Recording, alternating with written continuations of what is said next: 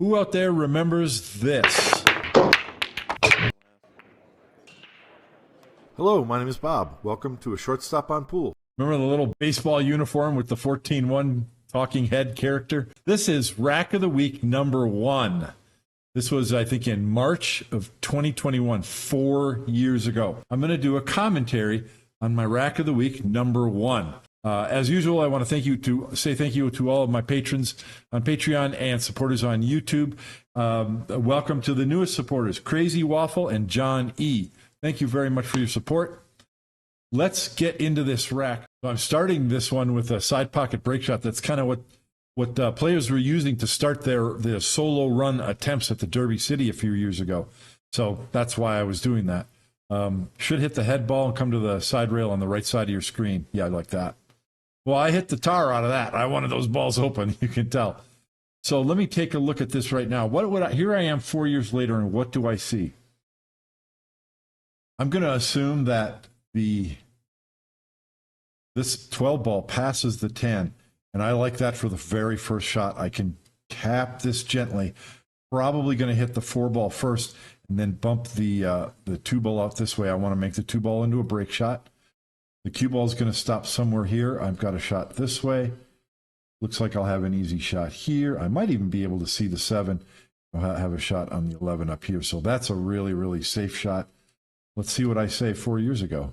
Obviously, most of the balls are not touching and they're not in any clusters. The real indicator that the rack opened well, though, is that there's only 3 balls in the rack area and they're not tightly clustered. I could pocket every one of those. Let's see, it's the 2, 4, and the 10. If I get the right angle, I could shoot the 10 in the bottom left, then come around later and shoot either of the other balls in the bottom right, and then the other balls open. So in other words, I don't have to bump into those balls in order to open them up. Okay, so I'm talking about picking those balls off. I'll have to get the cue ball up higher, up here, so that I can shoot the 12 without disturbing those. But what's my break ball? I really think I should be thinking about making a break ball here. The rack opened really well by that definition. What didn't work out well is there are no standard side of rack break balls. I've got nothing in that area. Okay. So the first thing that I recognized looking at this table is, what's my break ball going to be for the next rack? That said, look at the rest of the table and ask yourself, how many break balls do I have? How many potential break balls are there at this point? How many break balls are there? Well, 10 is a key ball. You can break with the 6 and hit the corner of the rack. That's 1. From up here, you can cut the 13 and go into the bottom. From up here, you can cut the 10, go into the bottom. So that's 3. You could play a stop shot on the 5 and get an angle on this 11 in the side to go into the rack. That's 4. Yeah, you might make one with one of these, but I don't like it at all. Ball in hand, I don't like it. Ball in hand, you could cut the 12 in the side and go into the rack. That's a tough one because you really got to judge the topspin on that. Yeah, I mean, if you wanted to, with ball in hand, you can put the cue ball here, and then the break shot is to go to the bottom rail and up into the bottom. Don't like that break shot, but it's there. Well, there's that one. You can get a shot on the 3 or the 11. Now, the 3 ball from here, the 11 ball shallower. You go 2 rails into the bottom, 2 rails into the bottom. See, there's always ways to break racks, and I really like that. Yes, you would love to manufacture a break ball here, but you're going to use your skills and find a break shot if you're not able to do that. And you're only going to have 1 or 2 chances to make a side of the rack break shot. So knowing that, we're not going to shoot. I think we're going to try and preserve these balls because those are the break shots. So I can't see the 13 now. I have a clear shot at the 7, so I'm going to use the 7 to play position on the 13. Well, it's important to point out that one reason this is a good shot is that I've got insurance balls everywhere.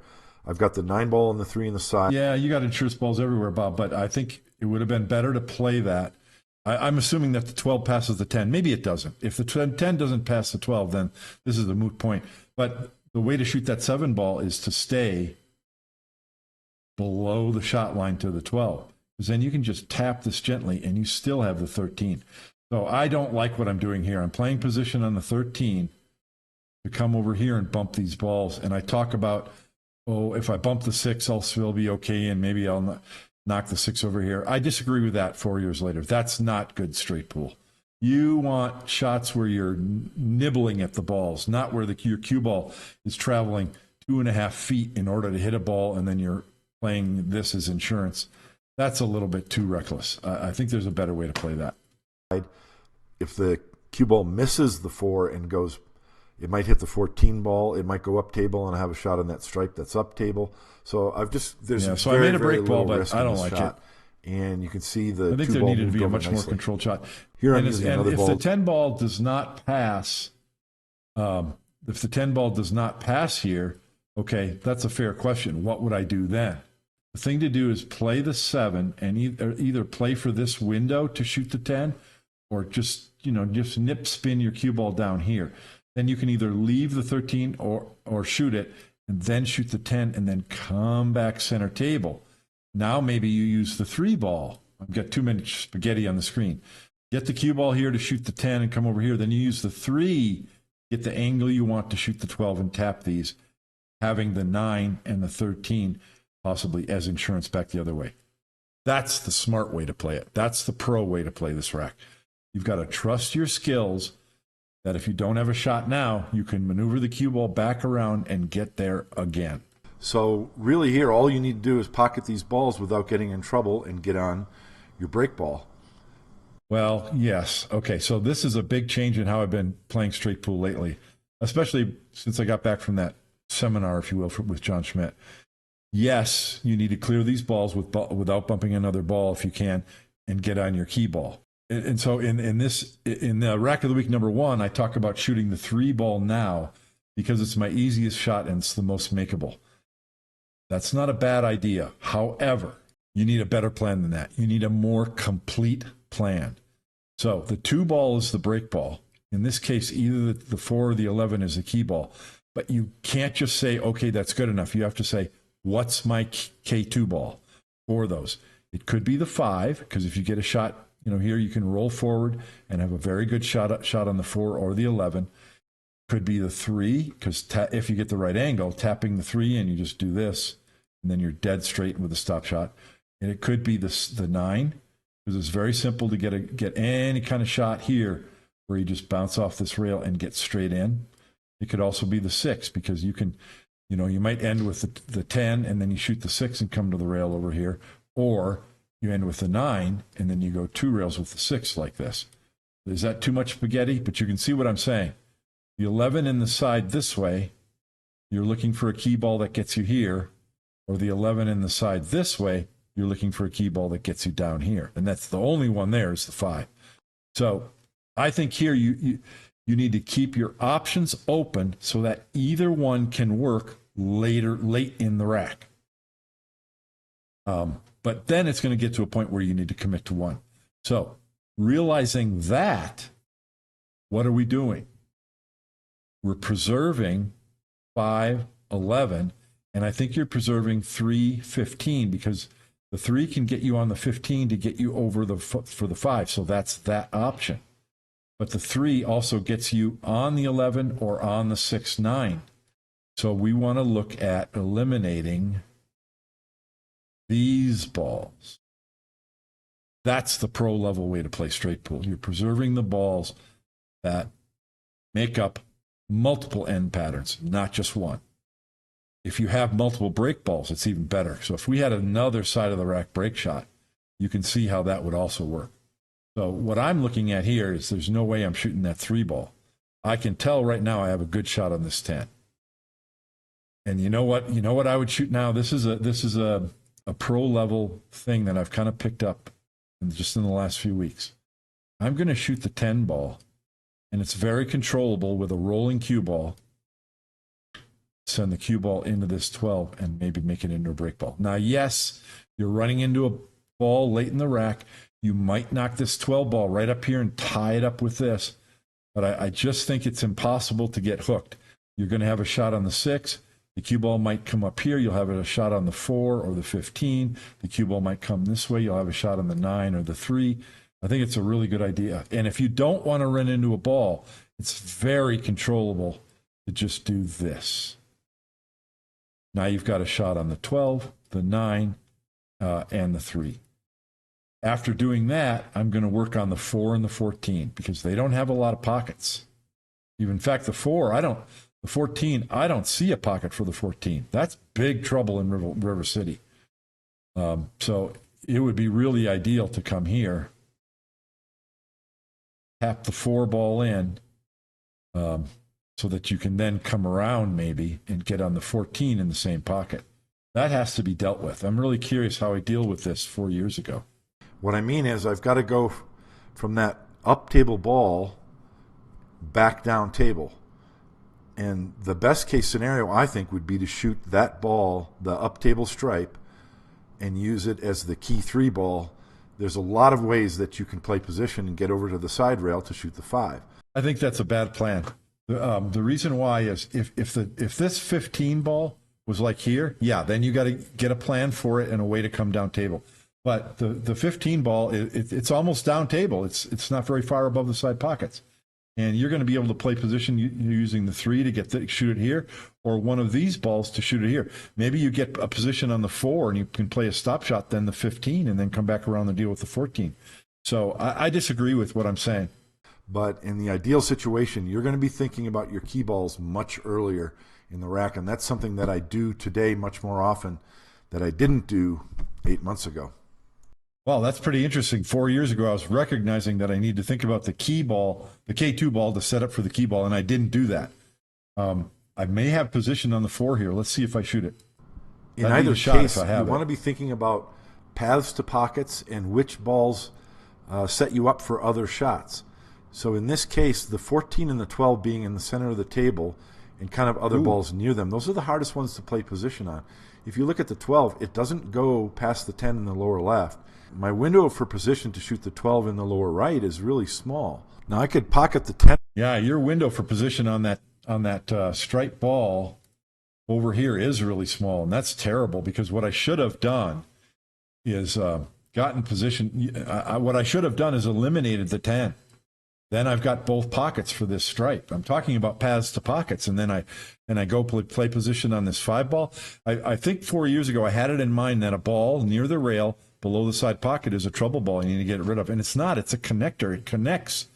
Ball first, and then maneuver around to the other side of the table to pocket the 12 in the lower left. But now we're talking about more cue ball movement. The less you can move the cue ball, the better. So that's the reason why in this case I use the 5 ball right here. Right here, there's nothing wrong.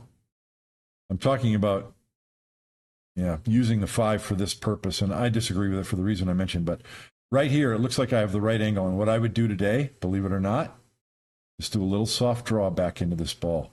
Because if you knock this ball over here, it's a better break ball. It's a little bit farther from the rack. You're near the top of the rack. Obviously, I've got shot on 5 balls, or 4 balls, so there's no risk there. But that's pro level pool too. And I remember in the old days, if I would get a break shot like this, and it's my only break shot, oh man, I'm trying to protect that break shot with every fiber of my being. I'm going to go to the grave, not touching that break shot and protecting it. No, you don't need. No, that's the wrong kind of thinking. You want to, if you have a very low risk opportunity to improve a break ball, that. Even if it's your only one, go for it. I could mishit this and knock the 2 ball over all the way over here. Okay, well, I have the 6 balls below the rack break shot then. You can't be, you've got to be a little bit more flexible towards the end. To play position on that 12. Once the 12 is gone, you're still playing very precise. Don't get me wrong. It's easier to maneuver to play position. But you got to be a little bit more balls remaining on the lower part of the table. So here I've got to go now from that the 5 and 12 are gone. There literally is think no trouble of any kind left on the table, and I want to decide on exactly what pattern these remaining 4 balls are going to be pocketed in. So 4 years ago, I'm waiting until there's a 5 ball end pattern left, and then I'm making a decision. That's a huge no-no. I've changed that about my game a lot recently, and especially a lot more in just the last few weeks. You want to see this end pattern 5 shots earlier. See what I'm saying? And then you're eliminating the correct balls to give yourself multiple options for the end pattern. That's an evolution in my thinking and pro level straight pool that you should be looking to see farther into the rack. Of these last 4 shots, the 10 ball is the trickiest and most important one. Still pretty easy, but if you land on the low side of the 14, you could possibly still draw the cue ball over to the left side of the 4 and still be good. See what I'm saying? This is a bad pattern. What I'm doing is I'm giving myself one opportunity to get it right. I've got I played the ball that was here, and then I'm going to play the 9 ball and try to get the correct angle on the 10 to come over here and get the correct angle on the 14 to be able to have that easy stop shot key ball.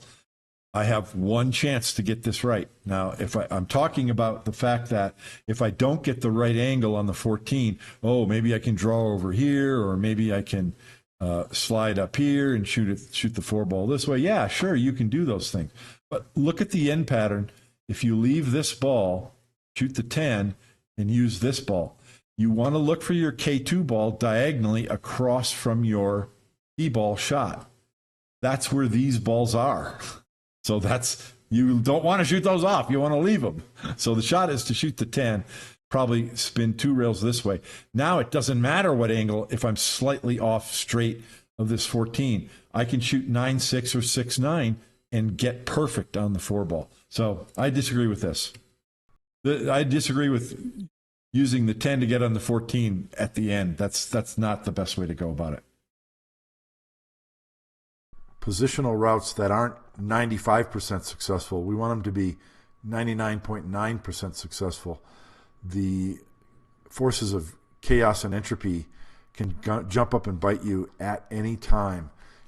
Well, I agree with that. You want to choose the 99.9% pattern over the 94.9% pattern, but I didn't do that. That's what we're constantly fighting as we're striving to string racks of straight pool together. On my key ball, I got to it pretty well at the end, but I think that was a little bit accidental. You'll find that key ball, I landed just a hair below straight into the side pocket. You'll find that's really useful because you can cheat the pocket or throw the ball and stick the cue ball, or it gives you the ability to move it. I can move it back. That's really wise, and I agree with that today. In other words, if straight in on the 4 ball is here, don't get straight in, because what you're going to do is you're going to misplay it, and you're going to be up just a hair too high, and now you can't shoot a stop shot. You can't hold the cue ball here. Now you're going to have to go to the rail and spin the cue ball out. It becomes a mess. Whereas here's straight in, and if you're just a little bit below straight in, you can put right English, spin that ball in and stick the cue ball right here. Or you can slide forward a little bit. Maybe your break ball's over here. You can slide forward. Or if your cue ball's here, you can draw back. You have so many more options. I noticed one other thing that I do differently 4 years ago today as opposed to 4 years ago. So I'm going to shoot this 4 ball again. Simple shot, right? Here's what I want you to do this time. Watch my head. Here's what I'm going to do this. I'm going to draw. I was wearing glasses back then. I'm drawing a yellow line over my glasses to make it easier to see. Watch my head when I shoot this 4 ball. Holy cow.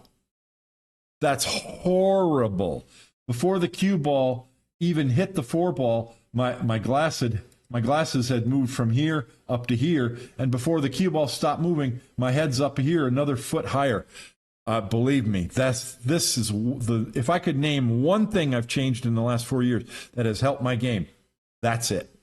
If you watch me shoot this shot today, my head is down here, and it stays there until the cue ball stops moving when I'm playing my best. And I'm playing my best because of that. Anyway, so that's a huge, that is the biggest thing that I've made, difference I've made in the last 4 years. Hey, that was pretty cool. That wasn't all that painful. I don't play all that much differently, but I think I pointed out a few key differences in my game today versus 4 years ago. Hope you enjoyed that and got something out of it. Who knows what we're going to do next week on Rack of the Week? I might do a 9-ball match or something like that. I don't know yet. We'll see. Stay tuned for next week. If you're going to play pool, play it straight.